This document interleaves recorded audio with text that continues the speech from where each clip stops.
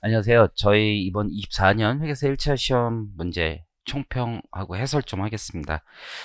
전체적으로 난이도는 최근 뭐 한 3, 4년간 봤을 때 이제 가장 높은 수준이었고, 계산 문제가 조금 난이도가 있었어요. 여러 번 계산기를 두들겨야 되거나 아니면 기존에 나왔었던 이제 계산 방식보다는 조금 복잡하게 출제가 되는 것 같아요. 그래서 정확하게 지문을 읽는 게 굉장히 중요했고, 또 한 가지는 지문을 읽는 것도 중요하지만 새로운 약간 기존의 폼에 느낌 냈는데 새로운 형태의 물음 방식들이 몇 개 있습니다. 그래서 대부분의 문제들 중에서 어려운 문제만 제가 좀 설명을 해드리는 거로 하겠습니다. 우선 6번 문제를 보면 이제 차입금 적수가 자기 자본 2배를 초과하는 차입금 과다 법인이 되죠. 그리고 부동산 임대업을 주업으로 하는 법인이에요. 그래서 이제 우리가 과세 요건을 잘 따져야 되고 그거에 해당하는 것만 계산 대상으로 가지고 오는 거죠. 추계로 계산하는 건 아니고, 그래서 장부에 따라 소득 금액을 계산할 때 뭐만 계산하는 거냐면 간주 입금만 계산하게 돼 있어요. 그러면 법인의 경우에는 조세특례 제한법에 따라서 차입금 과다 법인이면서 우리 부동산 임대업을 주업으로 하는 법인은 주택에 대한 간주 임대료는 계산하지 않죠. 그래서 문제 보면 주택이 있는데 주택은 계산하지 않아요. 상가만 계산하면 돼요. 사무실만. 계약 기간은 24년 풀타임 다 있고 임대 보증금이 나와 있죠. 그래서 보증금이 5천만 원 받은 거예요. 우리 계산이 이제 보증금 적수에서 이제 365일 풀타임으로 돌아가니까 적수는 따로 계산 안 해도 좋아요. 여기서 이제 건설비를 빼는 거죠. 상가에 관한 건설비를 빼고 여기에 정기예금 이자율을 곱하고 이 상가, 즉 사무실에 관련된 금융 수익을 차감하면 그게 이제 간주임대료가 계산이 돼요. 그럼 보증금은 5천만 원 받은 건 분명하고, 여기 보면 사무실에 대해서 사무실 임대 면적은, 그러니까 잘 읽으셔야 돼요. 사무실 임대 면적은 사무실 면적의 20%래요. 그러면 건설비의 20%만 임대되고 나머지는 자가 사용한다라고 볼 수 있는 거예요. 나머지는 자가 사용으로 생각할 수 있는 거죠. 그러니까 약간의 상상력이 필요한 거예요. 이런 지문을 봤을 때. 그리고 나머지 주택에 대해서는 얘기할 게 없어요. 자, 그 다음에 상가용 부동산 임대업에 23년 10월 1일 도시지역 내에서 취득했고 건설과 관련된 지출이 이렇게 구분 기장이 돼 있는 거예요. 사무실에 대한 취득, 토지분은 필요 없고 건물분에 대해서는 필요한 거죠. 사무실 건축비, 건설비가 1억인데 아까 우리가 20%만 쓴다고 했잖아요. 20% 이렇게 계산하시면 돼요. 거기에 정기예금 이자율로 제시되어 있는 게 5%예요. 이 문제. 거기에 금융수익도 사무실 보증금에서 발생한 이자수익 10만 원만 차감하시면 돼요. 이렇게 10만 원만. 그러면 그 금액이 나올 거고 3천만 원에 5%면 150이고 10만 원 빼니까 140만 원이 정답이 되겠습니다. 그래서 정답은 2번이 되는 거예요. 그래서 이 문제의 이제 포인트는 기존하고 좀 다른 것들을 제가 설명드리고 싶은데, 기존에 이제 면적에서 요런 타입이 있었죠. 이제 주택하고 사무실 전체 건설비가 있고 요걸 면적으로 나누는 타입이 있었는데, 이 문제는 사무실 전체에 대한 보증금은 계산이 돼 있고 건설비를 이런 식으로 나누셔야 되는 거죠. 사무실에서. 두 번째, 이제 10번 문제, 말 문제인데 그렇게 어려운 문제는 아닌데 좀 질문들을 하셔서 설명을 드리면, 옳은 것만을 고른 거. 자, 비영리 내국법인이 있는데 여기서 이제 수익사업 소득에서 이자나 배당에 대해서는 우리 100%를 고위목적사업 준비금으로 송금 산입할 수 있죠. 다만 이자 중에서 비영업대금의 이익은 제외하고요. 이거 맞는 질문이 되겠죠. 니은은 공장 건물 화재로 인하여 보험금을 지급받았어요. 이렇게 되면 보험 차익이 발생하고 그 보험 차익을 무조건 과세하는 게 아니라 일시 상각 충당금을 설정할 수 있죠. 그래서 이 시상각 충당금을 설정할 수 있고 그 해당 자산, 동종자산을 취득해야 되겠죠. 2년 이내에 보험금을 그 건물에 사용한다라고 하면 이때는 일시상각 충당금으로 송금에 산입할 수 있습니다. 기억, 니은 모두 맞는 지문이고요. 디귿은 아파트 건설과 관련하여 공사손실 충당부채, 공사손실 충당 부채는 법률에서 인정하는 충당 부채가 아니에요. 그래서 이게 법정 한도를 논할 것도 없이 기본적으로 대손 충당금 혹은 퇴직급여 충당 부채 뭐 이런 것들만 인정하기 때문에 송금으로 산입할 수가 없습니다. 디귿은 옳지 않고요. 리을을 보시면 채무자 회생 및 파산에 관한 법률에 따른 회생 계획 인가 결정. 요거의 포인트는 신고 조정 사항이냐라는 거죠. 그래서 회생 관련된 법률에 따른 대손은 신고 조정 사항이죠. 그래서 해당 사유가 발생한 날이 속하는 사업연도에 송금에 산입한다. 요거 옳고 디귿은 옳지 않아요. 그래서 이제 정답은 기역, 니은, 리을 4번 되겠네요.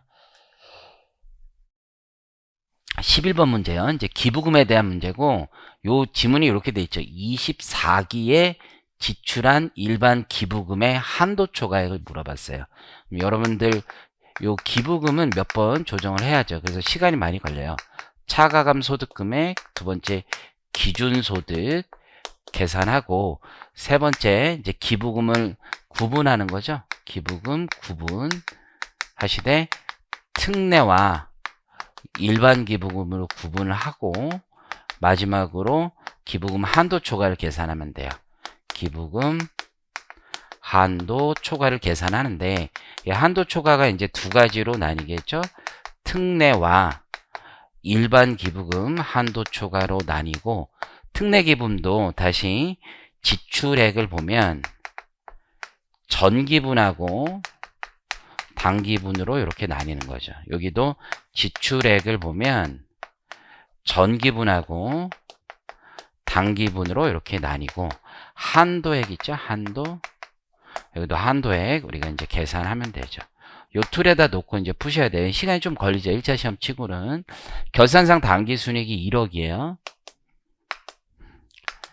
자, 세무조정, 기부금 관련 세무조정은 제외한 거, 이런 타입으로 많이 나오죠. 그래서 두 개 합치면 네트 치면 1000만 원이죠. 차가감 소득금액. 손익계산서상 기부금은 무료로 이용할 수 있는 아동복지 시설에 현금으로 지급된 거죠. 자, 요거는 우리 일반 기부금으로 구분하는 거잖아요. 그래서 일반 기부금에 여러분들 써놓으시면 되겠죠. 일반 기부금에 500만 원 씁니다.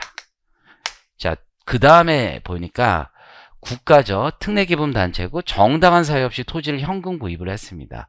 고가 매입한 거죠. 시가가 6천만 원이니까 이것의 130%가 정상가액이 되고 7,200이 되는 거예요. 아니 7,800이 되는 거죠. 7,800보다 더 초과 지급한 금액은 1,200이 되는 거죠. 이 1,200만 원을 송금 산입을 먼저 하는 거죠. 1,200만 원. 그래서 토지를 감액 먼저 하고 1,200만 원을 특례 기부금에 기입하시면 되겠죠. 자, 그 다음에 22기 결손금에 대한 내역이 나왔고 23기 과거 기부금 일반 기부금 한도 초과액이 나와 있습니다. 자, 그러면 차가감 소득 금액을 계산하면 9,800만 원이 되고 기준소득이 이제 9,800만 원에서 출발해서 특례 기부금과 일반 기부금을 합쳐야 되겠죠. 요걸 합치면 1,700만 원이 되네요. 자, 이 금액과 지금 결손금이 있으니까 빼는데 결손금 자체 금액은 1억이지만 1억을 다 뺄 수 있는 게 아니라 이 두 금의 합계액이 있죠. 이러면 1억 1,500인가요? 1억 1,500에 80%를 한도로 공제할 수 있어요. 그러면 이 금액이 더 적겠네요. 그러면 1억 1,500에 결국은 20% 정도가 기준소득이 되고 이 기준소득은 2,300만 원이 되겠네요. 20%면. 자, 그러면 이제 한도액을 구하면 특례기부금부터 계산하면 2,300만 원에 50% 기준소득의 50%가 인정되니까 1,150만 원이 될 거예요. 자, 여기 전기는 없고 단기 지출액이 1,200이 있습니다. 1,200 한도 1,150이니까 50만 원이 송금 불산입이 돼요. 일반 기부금에서 단기 지출액 중 한도 초과액을 구하는 문제잖아요. 이 문제를 보면 그럼 계산해 보면 전기 지출액이 지금 100만 원 있고 단기 지출액이 500이 있어서 전체 600이에요. 한도 금액 계산은 이렇게 하시는 거죠. 2,300이 있고 이 둘 중 적은 금액이죠. 적은 금액이기 때문에 1,150만 원을 하고 여기에 10%를 하면 되겠죠. 그럼 115만 원이 되나요? 그래서 115만 원이 되고 100만 원, 여기 15만 원 한도가 됩니다. 순차적으로 이렇게 적용하시면 되고 485만 원이 한도 초과가 되겠습니다. 그래서 정답은 485만 원 4번 되겠습니다. 자, 문제 14번도 좀 괜찮은 문제였던 것 같아요. 14번은 이제 세무 조정되는 금액 중에서 기타 사외출 금액을 한번 구하라는 얘기예요. 자, 그러면 첫 번째는 채권자가 불분명한 사채 이자죠. 그 중에 원천징수 상당액, 채권자 불분명 이자 중 원천징수 상당액에 대해서만 송금 부인하시면 되겠죠. 요 금액 이제 100만 원 되겠네요. 100만 원. 두 번째 금액입니다. 두 번째 금액은 업무 무관 자산 관련된 지급이자죠. 이게 366, 올해 366일이니까 이렇게 366으로 줬어요. 요거 366으로 나누면 이 차입금과 일치하는 거예요. 운영자금 대출이자. 결국은 차입금이 내가 한 1억 정도 재무상태표에 있고 이 차입금에 대한 이자로 지금 지급되는 게 500만 원 정도인데 이 중에서 업무 무관 자산에 들어간 이자가 있으면 그 부분에 대해서는 송금불산입하고 기타 사유출을 하는 거죠. 보면은 대표이사 귀속이 불분명한 건 업무무관 가지금으로 보지 않죠. 직원 갑입니다. 지배주주라면 주택구입자금 대여액에 대해서는 더하는 거죠. 업무무관 가지금으로 보고요. 이게 회사가 중소기업이었기 때문에 중소기업의 전세자금 대여액은 인정하지 않는 거죠. 직원 을에 대해서는. 직원 병원 자녀 학자금 대여액도 우리 업무무관 가지금으로 보지 않습니다. 결국 남은 금액은 요 500만 원이죠. 결국 얘도 366, 366이니까 굳이 계산하지 않더라도 이렇게 계산했죠. 업무무관 자산 관련 이자 계산하시면 되고요. 요금에 이렇게 계산하시면 되겠죠. 500만 원 이자 곱하기 1억 분의 여기 500으로 가시면 돼요. 5%니까 25만 원 되겠네요. 그럼 125만 원이 전체적으로 송금 부인되는 지급이자 송금불산입 중에 기타 사유출 되겠습니다. 1번이 정답이 되겠어요. 자, 16번 문제에도 있죠. 법인세 문제 쪽이 조금 까다로웠어요. 나머지는 그냥 그래요. 자, 여기는 이제 입금산입 쪽하고 송금산입 쪽 이쪽을 얘기를 하고 있는 거예요. 송금산입 쪽을 얘기하고 있고 전체 금액을 한번 계산하라는 거예요. 첫 번째 내용이 특수관계인으로부터 4억 5천에 매입을 해요. 이걸 사업에 즉시 사용을 합니다. 자, 그리고 요 매입 대금 중 3억 5천 지급을 했고 잔액은 향후에 지급할 예정이에요. 개별 공시지가 감정평가가액이 있습니다. 시가는 보충적인 감정평가가액. 시가가 없으면 보충적으로 가고 보충적에서는 첫 번째가 감정평가법인의 가액, 둘 이상 있으면 평균가액이죠. 그럼 시가는 3억 원이 되는 거예요. 자, 그런데 회사는 회계 처리를 어떻게 했냐면 현금을 3억 5천 지급하고 여기 토지를 4억 5천 그리고 미지급금을 우리 1억이라고 둔 거죠. 그러면 토지 4억 5천 중에 이 시가 초과분은 우리 감액이 필요하죠. 그래서 송금산입의 토지가 1억 5천 오고 이게 유보가 되는 거예요. 근데 동시에 이 현금 3억은 우선 먼저 시가까지는 지급이 되고 나머지 5천 부분은 어떻게 하는 거예요? 요거는 사회 유출된 거죠. 그래서 부당행위 계산 부인 규정이 적용되고 이 금액 5천이에요. 그리고 여기 상여 등으로 취급하면 돼요. 아, 상여가 아니네요. 특수관계인 주비니까 기타 사회출 되겠습니다. 기타 사회출 내국법이니까. 나머지 미지급금은 아직 인정되지 않는 부채죠. 그래서 미지급금 1억하고 이렇게 유보를 잡으시면 돼요. 어찌됐든 왼쪽 오른쪽 금액은 똑같아요. 취득 시 고가로 매입한다고 해서 각 사람도 소득에 영향을 미치는 건 아니에요. 이제 문제는 총액으로 이렇게 물어본 거죠. 두 번째 이제 대여금 내역이 나와 있어요. 이 문제를 보면 지급이자 송금불산입은 고려하지 않는다고 되어 있습니다. 그러면 인정이자만 계산하면 될 거고 대표이사에게 대여한 게 7천만 원 있습니다. 사업자금 대여. 당연히 업무무관 가지급금으로 볼 것인데 2번 보니까 별도의 상한 약정 없이 차입한 차입 이자가 있습니다. 차입금이. 그럼 차입금을 상계를 하는 거죠. 그래서 인정이자 계산할 때 첫 번째 가백에 대한 금액은 6천만 원으로 보는 거예요. 가지급금과 가수금 서로 상계합니다. 여기에 지금 인정이자 4.6%를 적용하시면 되겠죠. 요걸로 신고했으니까 4.6%. 이게 시가예요. 그러면 요 시가 금액이 46에 24, 66에 36, 그래서 46에 24, 66에 36 하면 276만 원이 여기 값에 받아야 되는 인정이자죠. 그런데 실제로 이자 회수액이 270만 원이니까 6만 원만큼 부당행위를 적용하느냐? 그렇지 않죠. 이 금액의 5%가 지금 차이가 안 나는 거죠. 그래서 값에 대한 인정이자는 계산하지 않습니다. 을에 대한 인정이자는 별장 구입되어 병회계부장은 지배주주가 아니고 여기 보니까 지금 중소기업이라고 되어 있으니까 전세자금 대여는 들어오지 않습니다. 의뢰 전무이사에 대한 얘기는 여기 3천만 원 원금이고 여기 4.6% 하면 되겠죠. 그럼 3, 42, 6, 38, 138만 원이 이자입니다. 인정이자 받아야 되는 이자인데 실제로 받은 이자는 70만 원이니까 둘의 차이는 5% 이상이 되고요. 68만 원이 정답이 됩니다. 그래서 정답은 68만 원. 그러면 입금 쪽에 다시 68만 원 들어오겠죠.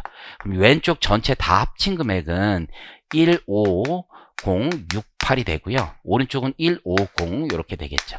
그래서 정답은 2번 되겠네요. 자, 문제 17번 보겠습니다. 이게 이제 업무용 승용차에 대한 건데 이 문제를 보면 이제 일지를 작성하지 않았다 이런 얘기가 있죠. 그래서 우리가 단계별로 계산을 하죠. 첫 번째, 두 번째, 세 번째. 그래서 1단계는 감가상각에 대한 비, 의제상각비를 계산하는 거고 2단계는 업무 미사용 금액을 계산하고 세 번째는 연간 감가상각비 한도액을 초과하는지를 보면 되겠죠. 자, 우선 감가상각비 보겠습니다. 취득가액이 5천이고 둘 다 1월입니다. 그러면 X와 Y로 나눠볼 수 있고 회사 계상액이 X는 1,000만 원이고 우리 범위액도 5년 정액법이라면 1,000만 원이니까 X와 관련된 1단계 세무조정은 없어요. 자, Y는 1,800만 원 감가상각비인데 지금 1억 원에 0.1을 곱하면 2천만 원이니까 이게 마이너스 200이 돼야 되겠죠. 요거만큼 송금 산입을 가시면 돼요. 자, 업무에 미사용한 거 XY. 근데 문제는 이제 1,500만 원까지는 승인해 주는 규정이 있잖아요. 업무용 사용 비율을 확인할 수 없어도 X는 1,400만 원이고 1,500만 원 언더이기 때문에 이걸 추가 송금 산입하진 않고 0보다 작으면 별도로 조정하진 않아요. Y는 지금 유지비용과 요걸 합치니까 1,800하고 500인데 200을 내가 세무조정 1단계에서 송금 산입을 해놨으니까 2천만 원 더하기 500해서 2,500만 원이 업무에 사용한 금액이고 여기서 연간 1,500을 한도로 하잖아요. 그럼 1,000만 원이 송금 부인되고 이건 상여 처분이 되겠죠. 두 번째는 1,000만 원 송금 부인액이 있습니다. 연간 감가상각비를 볼게요. X는 지금 1,000만 원이 연간 감가상각비를 계상했고 여기에 연간 한도가 어떤 차량이든 800이니까 200만 원이 송금 불산입이 돼요. Y는 이제 감가상각비로 2천만 원을 잡은 거죠. 1,800만 원 회계상 그리고 송금 산입. 여기 업무 사용 비율이 있는데 우리가 업무 사용비를 이렇게 뽑아내죠. 2,500을 지급했는데 1,500까지를 분자로 둡니다. 그러면 60%가 업무 사용 비율이 돼요. 그럼 60% 연간 800만 원 한도니까 지금 400만 원을 송금 불산입하면 되겠죠. 그러면 전체 금액은 1,400만 원이 각 사업도 소득에 미치는 영향이 됩니다. 그래서 정답은 3번 되겠네요. 자, 18번 가볼게요. 외국납부세액에 대한 얘기예요. 자, 외국납부세액을 보면 이제 첫 번째 의결권 없는 주식 30%고 이제 간접 외국납부세액 과세요건과 관련해서 세액공제 요건이 되죠. 배당금 450만 원을 수령하고 다음과 같이 회계처리를 해요. A법인은 소재국에서 10%의 세율로 원천 징수한 후의 금액이에요.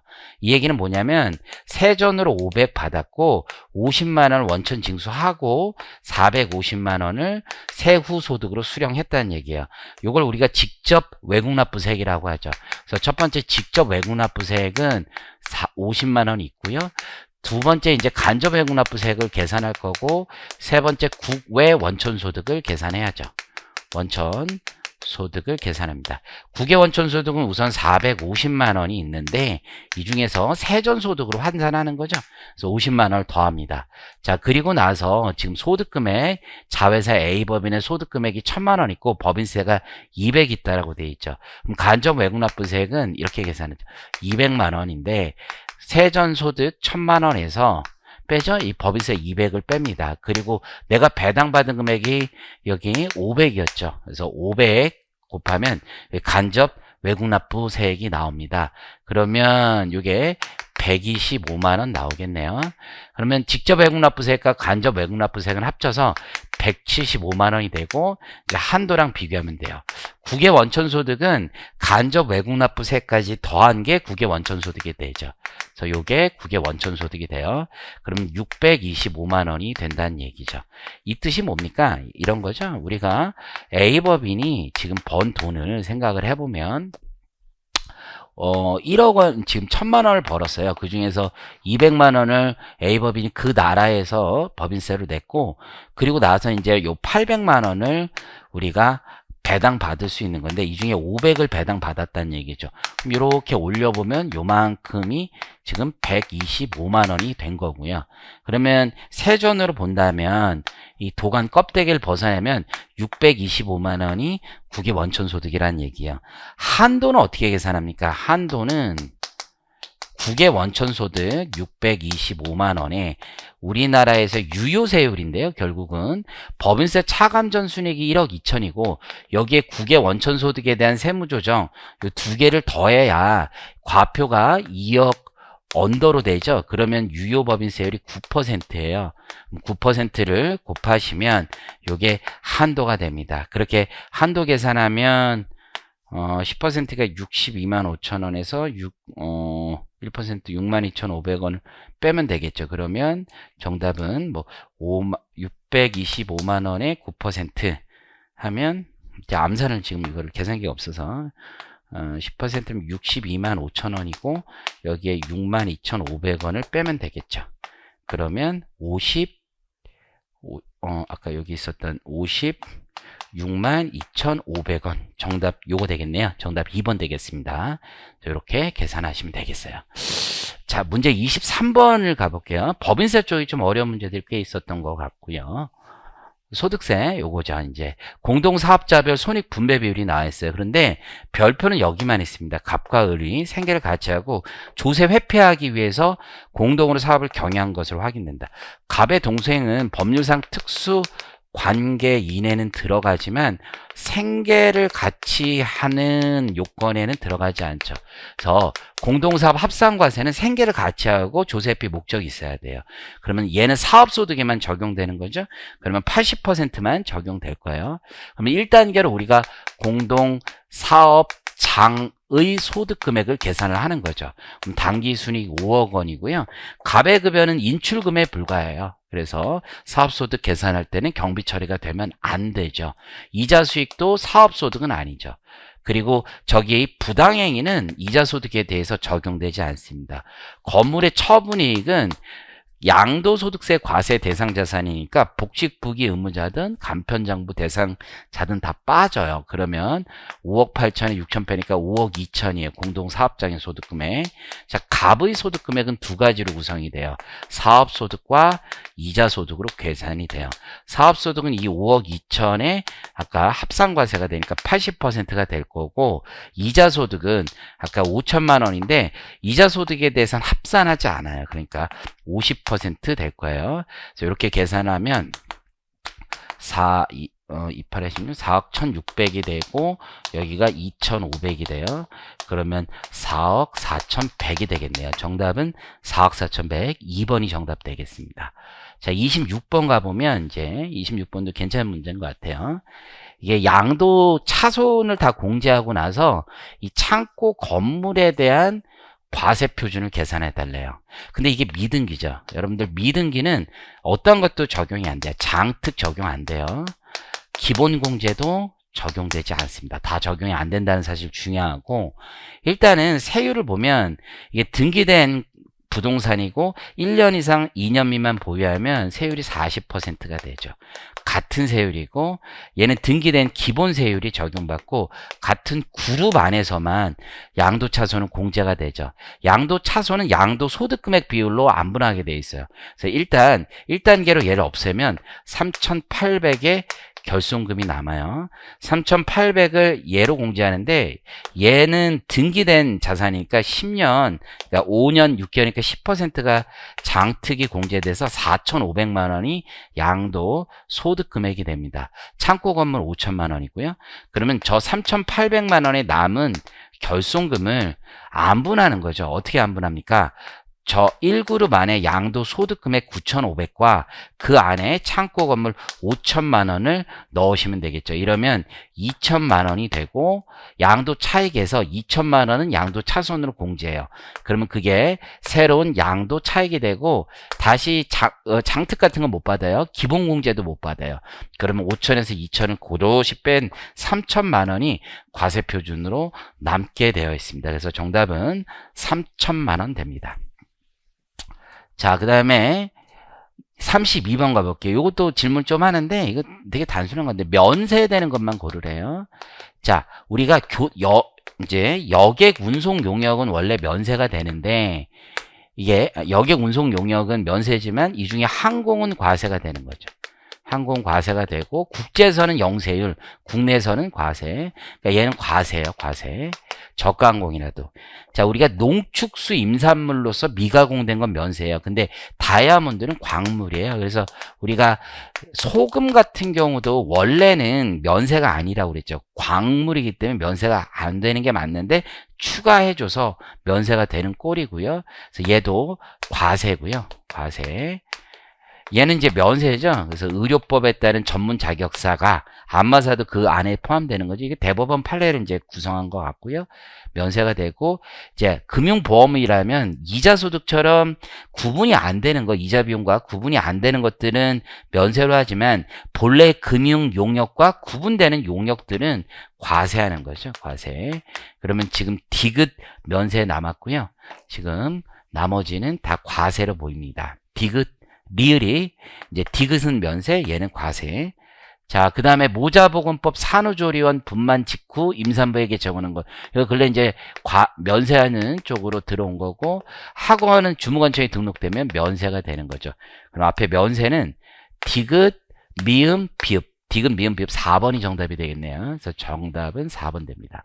34번을 가보면 부가세 과세 표준을 물어봤어요. 부가세법에서 요거 하나 이제 조금 이런 거죠. 이제 간주 공급에 대한 문제죠. 면세 사업을 하다가 과세 사업으로 전환을 해요. 이제 그러면 이제 과세 사업을 하다 반대죠. 과세 사업을 하다가 면세 사업으로 전환을 해요. 그러면 이제 간주 공급으로 보는 거죠. 이때 이제 24년 2기부터 전환이 된 거고요. 토지는 원래 면세제화이기 때문에 필요가 없어요. 함께 사용하고 있으니까 이때 간주 공급은 공통이 되는 거고, 간주 공급에서의 과세 표준은 감가상각 자산은 간주시가로 가는 거죠. 그래서 건물은 간주시가로 갈 텐데 간주시가는 취득가액에서 출발하는 거예요. 4천만 원. 자, 그리고 지금 22년 2기죠? 2기. 그럼 24년 2기니까 2년 지나갔어요. 그럼 1년에 10%씩 날라가고 80%. 이번 과세 기간의 공급가액 비율을 봐야 돼. 24년 2기에 면세와 과세 사업. 지금 면세 사업에 전용된 부분만 공급가액이 되니까 2억 4천분의 6천이니까 25%가 되겠네요. 이게 첫 번째. 그럼 1,000만 원에 80%니까 800만 원이 건물의 공급가액이 되고요. 자, 그 다음에 기계장치도 감가상각 자산이죠. 기계장치. 가보면 취득가액을 기준으로 해 1,000만 원에서 출발하시고요. 이 중에서 이제 감가율이라는 게 23년 2기니까 1년에 50%씩 날라가죠. 한 개 25%씩. 그럼 50% 남아있을 테고, 그 다음에 공급가액비율은 25% 동일한 거죠. 500만 원에 25%니까 125만 원이 되고요. 합치면 925만 원이 공급가액이 되겠습니다. 그래서 정답 925만원 1번 되겠네요. 제가 이제 준비한 문제는 요 정도고요. 나머지 문제들은 여러분들 좀 더 쉽습니다. 사실 34번도 굉장히 쉬운데 부가세 한 문제도 안 풀기 그래서 이렇게 풀었고, 나머지 문제들은 크게 쟁점도 없고 여러분들 기존에 보던 스타일하고 크게 다르지 않습니다.